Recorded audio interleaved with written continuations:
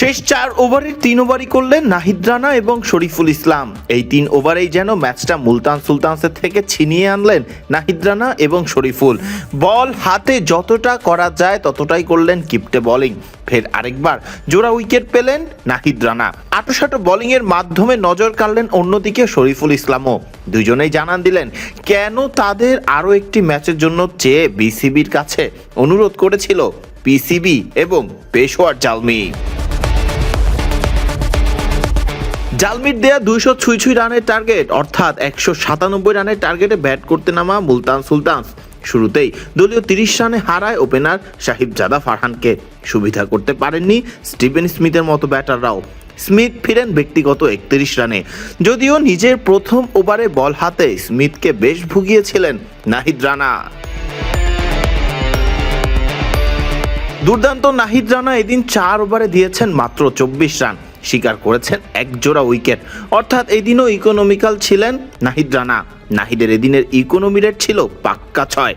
নাহিদ যে সময় বল করেছেন নিজের শেষ 2 ওভার, তখন ম্যাচ প্রায় শেষের দিকেই। নাহিদের যে কোনো ভুলে খেলা ঘুরে যেতে পারত মুলতান সুলতানসের দিকে, তবে তা হতে দেননি নাহিদ। ম্যাচ থেকে নিজের বোলিং দিয়ে ছিটকে দিয়েছেন মুলতান সুলতানসকে। জয়ের দ্বার প্রান্তে নিয়ে গেছেন পেশোয়ার জালমিকে। উইকেটের দেখা পাননি এদিন শরীফুল ইসলাম, তবে নিজের প্রথম 3 ওভারে দিয়েছেন মাত্র 23 রান, যেখানে নাহিদ বাদে পেশোয়ারের বাকি বোলাররা ছিলেন মোটামুটি খরুচেই। তবে শেষ ওভারে একটি লেগ বাই সহ সব মিলিয়ে দিয়েছেন মাত্র 5 রান, যা পেশোয়ারের ম্যাচ জেতার পেছনে অন্যতম কারণ হিসেবেই ধরা যায়। সব মিলিয়ে শরীফুল ইসলাম এদিন 4 ওভারে দিয়েছেন মাত্র 27 রান। শরীফুলের ইকোনমিটাও ছিল 6-এর সামান্য উপরেই। এর আগে প্রথমে ব্যাট করে রান পান এদিন পেশোয়ার জালমির ওপেনার মোহাম্মদ হারিস।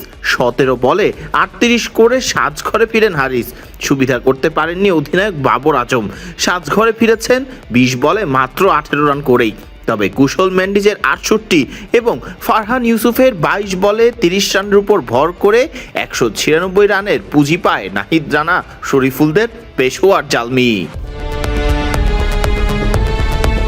ফারদিন রহমান সকাল, বিডি ক্রিক টাইম।